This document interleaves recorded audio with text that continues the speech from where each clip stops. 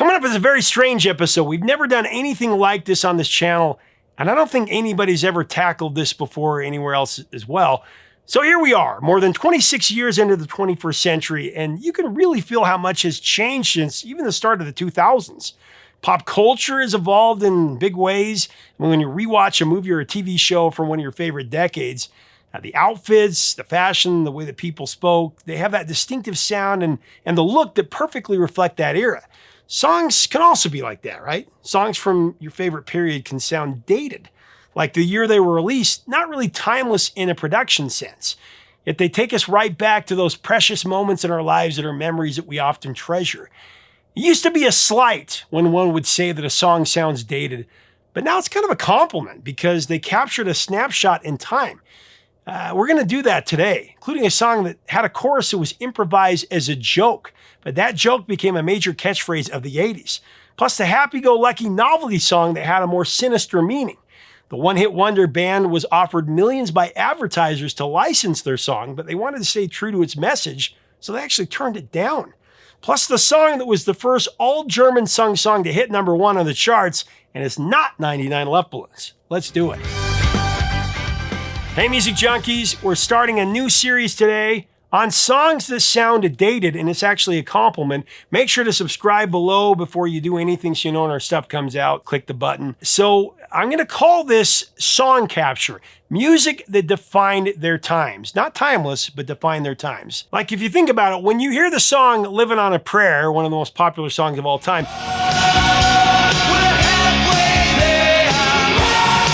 it doesn't take you back to 1986 necessarily. But when you hear The Future's So Bright, I Gotta Wear Shades, so bright, I gotta wear shades. It's a one-way ticket to 1986. So we're gonna go back to 1986, the year of Aliens. Aliens. And Ferris Bueller's Day Off. Ferris Bueller. Ferris Bueller's Day Off. Perfect Strangers.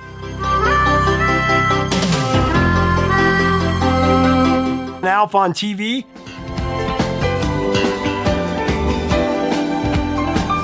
And the year the Red Sox botched the World Series to the Mets, and Walter Payton and the Bears took the Super Bowl. We're going to get back to the 80s right now. In fact, thinking about it, I probably should have called this thing dated. One thing I can promise you on this episode, you are going to get pummeled with nostalgia. All right, let's kick off our spotlight, a song from 1986 that can't shake the sound of 1986. Yet it's exactly what we want them to sound like. We don't want them to age well because we want them to take us back. We're going to start at number 11 with a song by the lead singer of the family group DeBarge, their third oldest brother, DeBarge. Coming in at number 11, I've got Who's Johnny.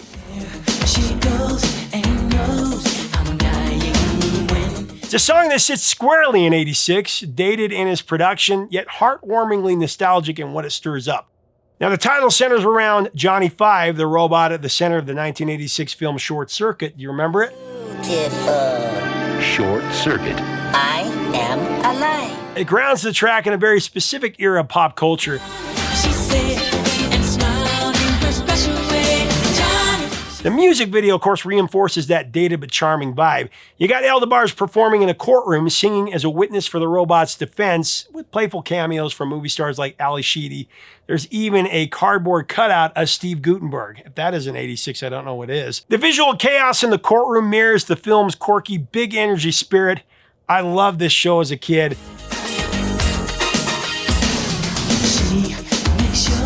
The chorus packs in a line that echoes the film's central question, of course, who's Johnny? A direct nod to the courtroom questions about whether the robot is property or a living, feeling being. Kind of hits home today.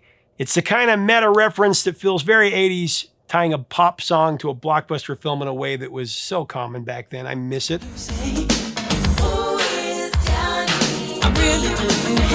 Chart-wise, it's a testament to hip-hop singles in the mid-80s, a number 3 sensation on the Billboard Hot 100, and a fat number 1 on the Hot R&B Singles Chart. Emblematic of the crossover appeal many 80s movie tie-ins enjoyed back then. While the song's production and video, the aesthetic, it feels unmistakably 1986, the warmth of the song comes really from its innocence, the sense of wonder it taps into about technology and friendship, and the nostalgia of watching a beloved scene from Short Circuit unfold in a catchy, soulful tune.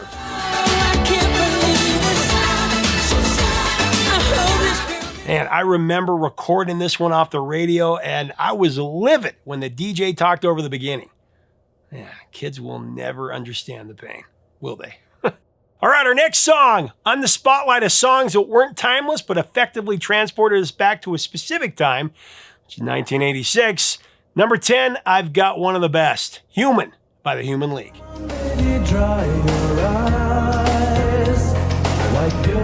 One of my favorite songs of that year, if not the entire 80s. It was another gem released in 86. Human was the #1 smash on the Billboard Hot 100, and it emerged from a high-stakes collaboration with producers Jimmy Jam and Terry Lewis, arguably the most sought-after production team in the 80s. Now, the song stages a provocative dual-voice confession. So in the verses, Phil Oakey, he wrestles with his own infidelity. He cheated on his lady. And then in the bridge, Joe Catherall utterly reframes the drama of the infidelity by admitting that she also cheated when he was away. The refrain, I'm only human, that calls out their actions with a blunt, relatable honesty. The result is a sleek, emotionally candid pop moment born from tension, ambition, and a desire to redefine the band's sound altogether.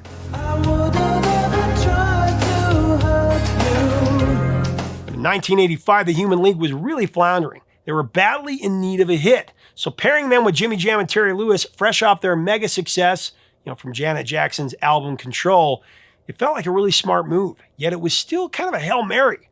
The result was a polished R&B tinged sound that gave them a true comeback.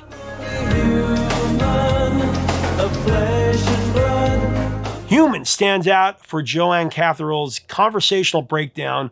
That vibe was actually inspired by Gary Newman's song Our Friends Electric, and it came from a brainstorm by Terry Lewis. He figured it would be powerful for listeners to hear from both lovers because, as the hook goes, they're both only human.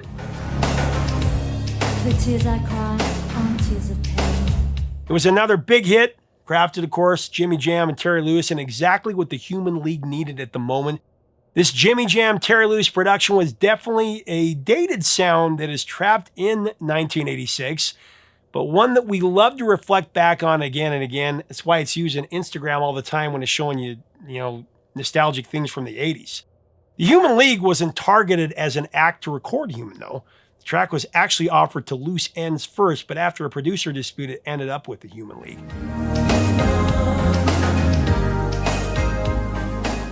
Next up at number 9 on our feature about songs that weren't timeless but captured 1986 perfectly, I've got Love Walks In, the sci-fi power ballad by the mighty Van Halen.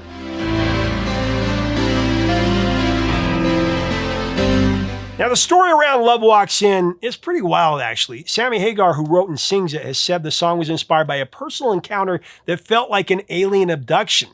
Like his consciousness was carried away by beings of light. He often explains that the lyrics about a shifting atmosphere and strange dreams are really about being visited by extraterrestrials. A detail he later shared in his book, Red, My Uncensored Life in Rock, one of the best rock bios out there. I read it so you don't have to. It's a great book, though.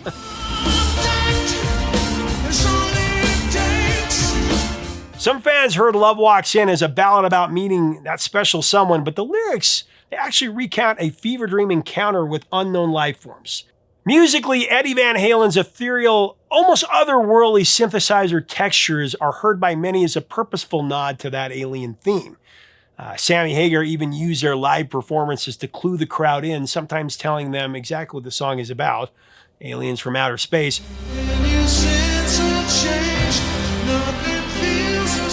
Of course, Van Halen, the band, was known primarily for Eddie's brilliant guitar work, my favorite guitarist of all time. But Love Walks In, it's really propelled by Sammy's voice and those spacey, really atmospheric synthesizer chords rather than hard guitar riffs. And of course, it was by design. Eddie didn't want Van Halen to be pigeonholed as a guitar band. And that shift, of course, kicked off right before Jump in '84.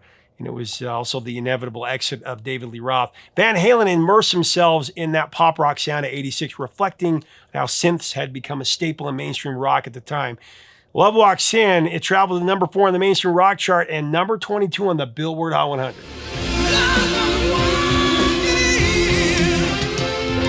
All right, we're reminiscing about songs that aren't timeless, but when we hear them, they zoom us back to the exact year they came from. And at number 8, we're going to turn the spotlight onto a song that made history on the Billboard Hot 100. Rock Me Amadeus by Falco.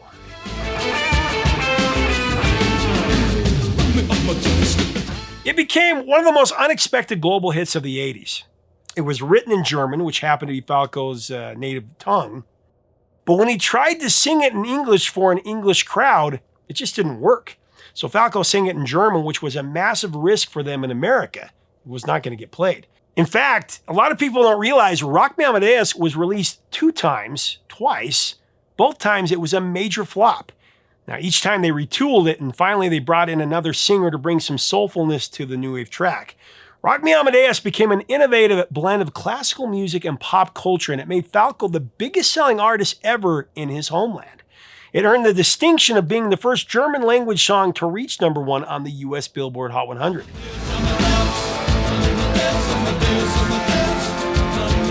99 Luftballons actually did not hit #1. Rock Me Amadeus drew directly from Milos Forman's 1984 Oscar-winning film Amadeus, which portrays Wolfgang Amadeus Mozart as not just a genius, but as an eccentric, arrogant, and rebellious punk of his era. Falco with producers Bolan and Bolan imagined it this way. If Mozart were alive today, he wouldn't be making classical music, he'd be a global rock star. The lyrics spotlight Mozart's immense fame, also his money troubles, and his image as a ladies' man, all wrapped up in a defiant, rebellious vibe. It's a really theatrical blend. German rap meets a catchy English refrain, Come and Rock Me Amadeus, and a production style that fuses 18th century classical with vibrant 1980s synth pop.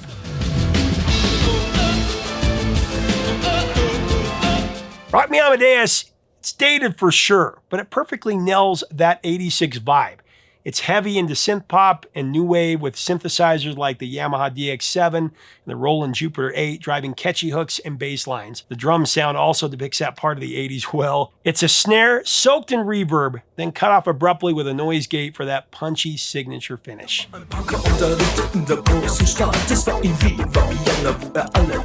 Rock Me Amadeus, it's not the kind of song you crave to hear all the time, which is why it isn't timeless. But like other great novelty tunes, when you hear it, it just puts you in a great mood, and it reminds you of, a certain innocence that you'll just never get back.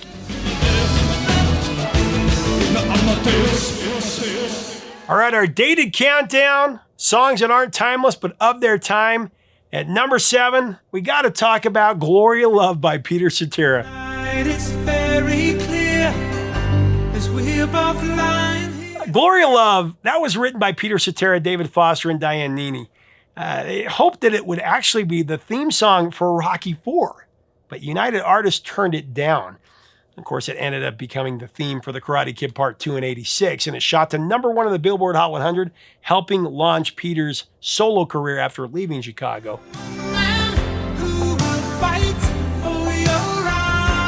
United Artists and Sylvester Stallone passed on Glory of Love for Rocky IV because they wanted a high-energy, triumphant ending. And an outright love ballad, it just didn't fit that vibe. Instead, they went with Hearts on Fire. They wanted to leave audiences, with their fist up.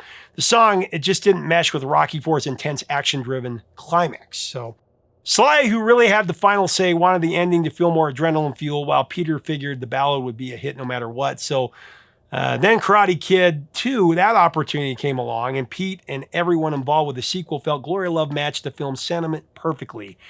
That's how it ended up becoming the Karate Kid 2 theme. It was written for Rocky IV first.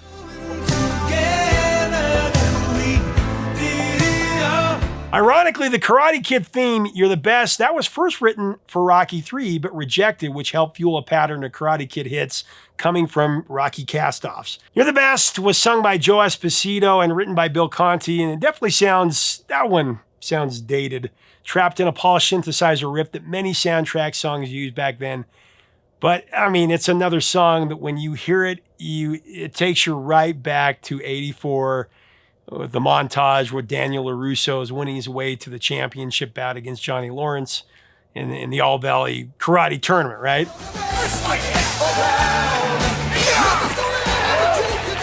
I don't care what anyone says, though. Peter Cetera's vocal on Gloria Love is perfect. And no matter how many people feel that this #1 hit is a big old block of cheese, I love it, and secretly you do too.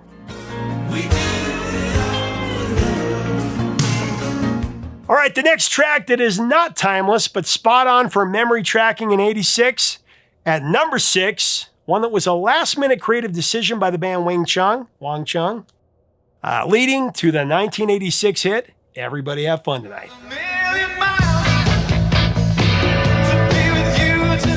Originally, Jack Hughes and Nick Feldman wrote the song as a slow, moody ballad, not the upbeat, synth-heavy dance track it became. Hughes tended to lean toward more depressive or melancholy vibes, and he first pictured Everybody Have Fun in kind of that darker vein. When Jack and Nick brought a demo of Everybody Have Fun Tonight to producer Peter Wolf, actually the Vienna-based Peter Wolf, not the lead singer of Jay Giles' band, he told them it could be a massive dance hit. That's if they sped it up. The slower version that the duo had initially created ended up as the B-side, released later as Fun Tonight the early years. I'll play it right here. Everybody have fun tonight. Does it get more 1986 than Everybody Have Fun Tonight? Seriously. Now, the famous line, Everybody Wang Chung Tonight, that wasn't part of the original song at all. It started out as an ad-lib, just an inside joke during the demo process. They were never planning on putting it in. But Wolf encouraged them to use it as the main chorus because it was catchy, it was memorable, and it helped people, get talking about the band. As for the band name, Wang Chung comes from the Chinese musical term Huang Chung, meaning yellow bell. But the phrase Everybody Wang Chung Tonight, it doesn't have a fixed definition, right? It takes us back to the 80s. It's just one of those, there's that catchphrase from the 80s. That's one of them.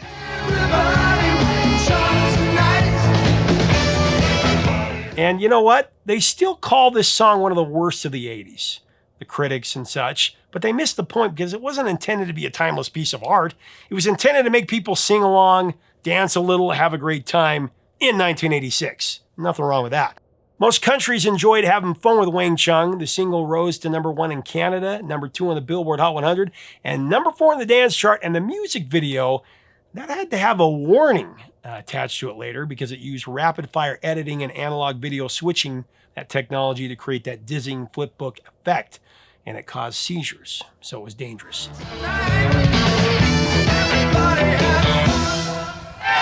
All right, this next one is definitely a standard, but it's dated. Thinking about songs that weren't timeless, but of their time, a great example is the #5 pick, No One Is to Blame by Howard Jones.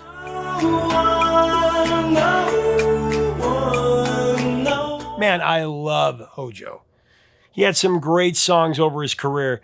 While he was on a promo tour in San Francisco, there was a promotion rep from Elektra Records that struck up a conversation with Hojo about how attractive the women there were. And he asked Hojo what he thought of the women in that area. And Howard agreed, yeah, they're beautiful, but I'm a happily married man. He's been married forever. As they were crossing a street to visit a local radio station, that promo guy had a clever parting quip on the subject. He said, hey, you can look at the menu, but you don't have to eat. Howard, he was not used to lines like that, and he found it oddly inspiring. He wrote it down, and it sparked the opening verse for No One Is to Blame, about wrestling with temptation and unfulfilled desire. You can look at the menu, but you just can't eat. No One Is to Blame, it almost didn't happen at all. At least it was almost buried. The brass at Elektra, they wrote it off as just merely a B-side. The A&R person assigned to the project told Howard matter-of-factly, that's a B-side at best. But then Howard Jones fought for it, and he won that battle, and it became an 80s standard.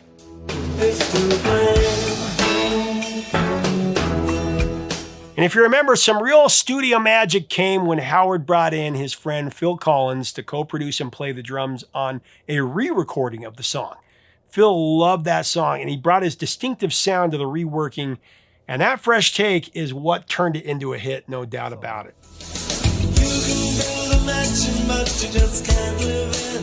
No One Is to Blame steadily climbed to #4 in the Billboard Hot 100, and it went to #1 in the Adult Contemporary chart. It was actually Hojo's biggest hit in the U.S., and it would have gone to #1. But Howard, he actually told me what stopped it. Here's what he said. Actually, it would have been #1, because there was one big station, Z100, one of the biggest radio stations, and they were playing it every hour, but they refused to add it because there was some dispute with Elektra. Oh my gosh. Right, so if they'd added it, it would have been #1. Yeah. So No doubt, because it's one of those things. But the great thing is, everywhere I go in America, everyone knows that song.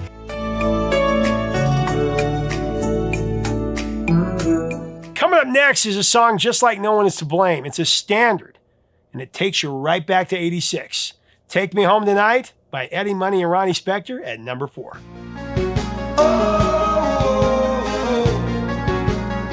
Take Me Home Tonight, Eddie Money's 86 smash with Ronnie Spector, was in many ways a last-ditch effort to revive the careers for both of them. Eddie didn't even like the track at first. He called it a piece of shiz, and he figured it was a desperate shot at best. He was actually particularly uncomfortable with the thought of him singing the line, "Be My Little Baby." Be my little baby. Oh. When Eddie imagined how that line would sound while reading the lyrics that were written by Mike Leeson and Peter Vell, he thought, that needs to be sung by a woman. So he actually asked his friend Martha Davis from the Motels to do the honors. But Martha heard the song and she had a better idea.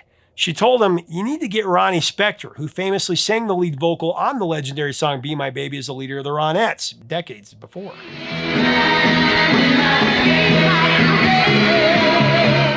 By the 80s, Ronnie had long since left the music business and was happily domesticated.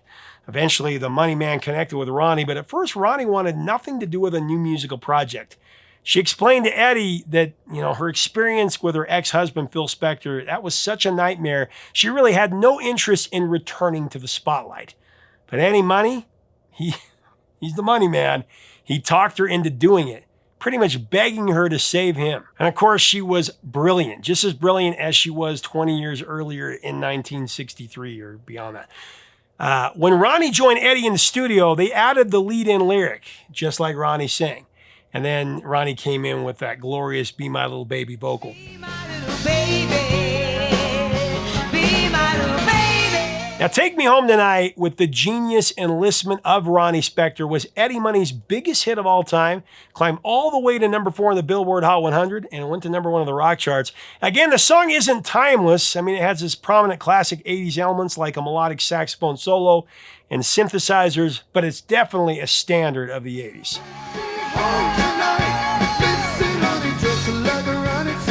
All right, coming in at number 3, we're up to that song that has that novelty flair, keeping it trapped in its time.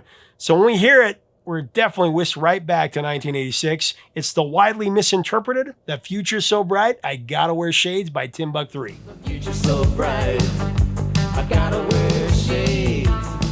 Now, the band Timbuk 3 from Madison, Wisconsin, they never became a household name. And this was despite releasing 7 albums. But they had one huge hit, and it takes us back to 1986, when the fear of nuclear annihilation was something that many of us worried about. Constantly, right? It was a real thing. Timbuk 3, that was formed by the husband and wife team of Pat McDonald and Barbara Koyman.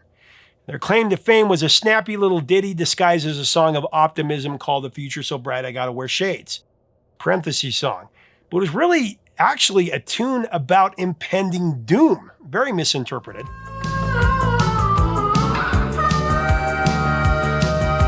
So Pat McDonald envisioned the bright future as actually the flash of an atomic blast, painting a dark, ironic portrait of a tech student. Even though its meaning is pretty dark, "The Future's So Bright, I Gotta Wear Shades" caught on as an upbeat pick for high school and college graduations, actually. The original lyrics actually had a lot more to do with the Cold War and political figures like Ronald Reagan, but they were toned down because they felt it was too heavy-handed.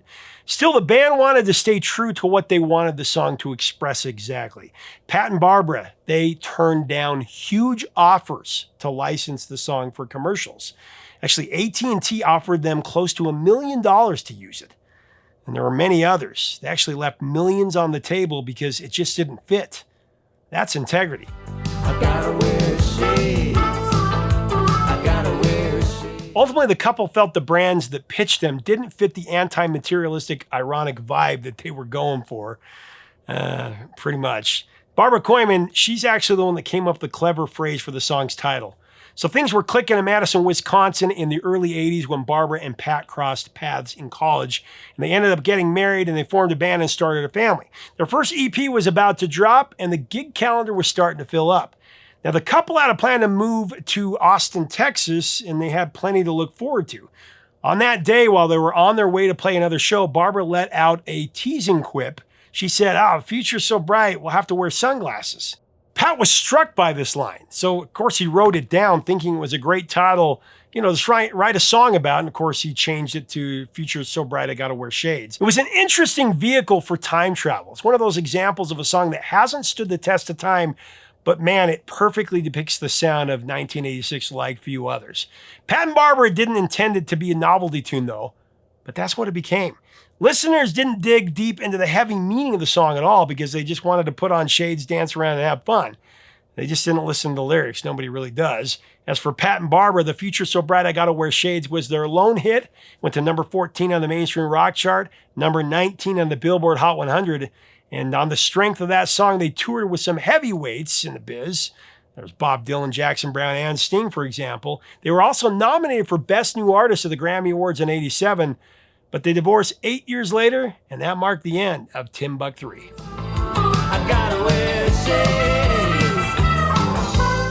All right, we're remembering songs that aren't timeless, but take us back to 1986 perfectly. We're not saying they're not great songs. We're simply saying these songs have a nostalgic quality that gives us a heartwarming feeling about a special time.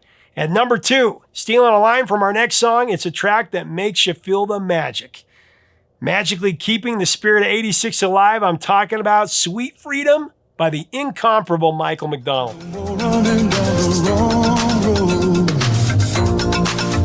This is actually one of my favorite songs from the 80s, from that time, and Mick D's phenomenal vocals.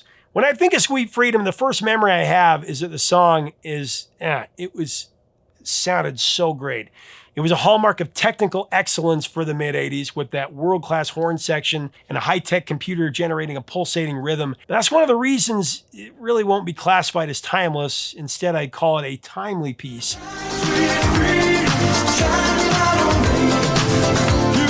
Another factor that keeps Sweet Freedom lodged in '86 is the film that it was connected to.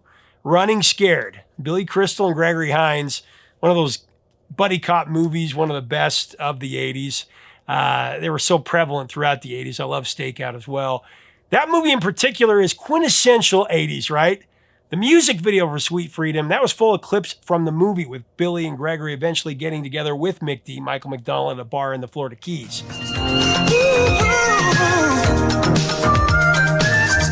Rod Temperton, who wrote Michael Jackson's Rock With You, Off the Wall, and Thriller, he composed Sweet Freedom, actually.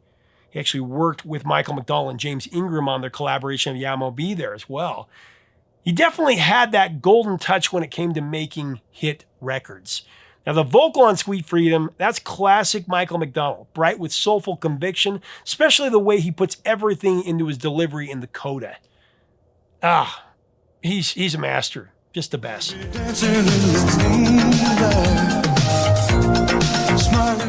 Sweet Freedom was the last time that Michael cracked the top 10 on the Billboard Hot 100.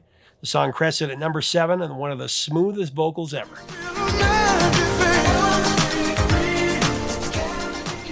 Coming in at number 1, the song that's so 86 it hurts. We're going to celebrate the nostalgic brilliance of Kyrie by Mr. Mystery.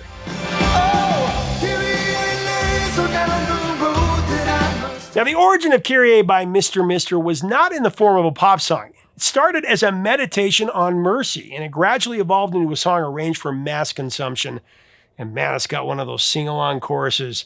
Now, the track opens with the Greek phrase Kyrie eleison, which means Lord have mercy, quite literally, as a quiet prayers for guidance contemplation. Now, written by John Lang, the song grew out of a sense that in a chaotic world, people need mercy more than dogma. It's also famous for being misheard by many as carry a laser down the road that I must travel. Even in the movies, they've covered that. Did you ever think it was carry a laser? I never did, but anyway. Are you saying carry a laser? That's what it is. Why would anybody write a song called Carry a Laser? Because they like outer space. Mr. Mister's lead singer, Richard Page, a great guy, he struggled with what to make of this song. How could they make Kyrie, which means Lord have mercy or Lord be with us, a musical prayer and still have it come off as a straight pop song? Initially, Richard was against putting the song on their Welcome to the Real World album. He thought it was a big mistake to include it. Now, when Richard finally came around, he adamantly resisted putting an overtly religious line into the tune. But, John Lang kept pushing for it. And eventually, they shaped the track into a meditative reflection on feeling small in a vast universe and seeking divine guidance. They miraculously found that balance that made it a uniquely crafted sing-along track.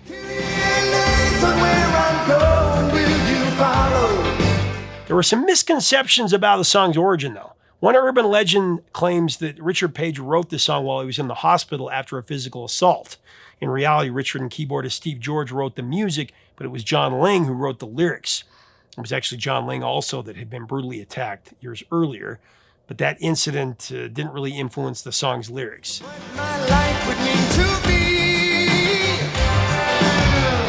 But regardless, Kyrie became Mr. Mister's second #1 single on the Billboard Hot 100 following Broken Wings. It also reached #1 on the mainstream rock chart. It ranked as the 9th biggest single of 1986. Like I said, followed that #1 smash, Broken Wings. So take these broken wings. In fact, Mr. Mister was one of the biggest bands on the planet for a couple of years with 3 big hits in a little over a year and a huge platinum album. But by the very next year, they disappeared for good. I don't understand how Mr. Mister wasn't bigger. They're actually one of my favorite bands in 1986. I had their record. I played it all the time. I just don't get it. I think they should have been much, much bigger. But, it is what it is. But Kyrie is a great snapshot of 1986. It's the most 1986 song of 1986. It isn't strictly Christian rock by any means, but its themes of emotional and spiritual survival resonated during that time, offering a sense of hope and perseverance, even if you sang the wrong lyric. And it still is.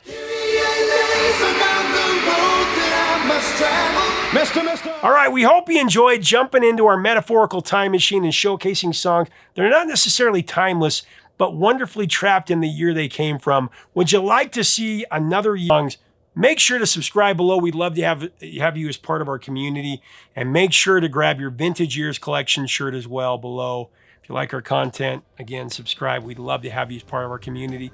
Till next time, 3 chords and the truth, my friends.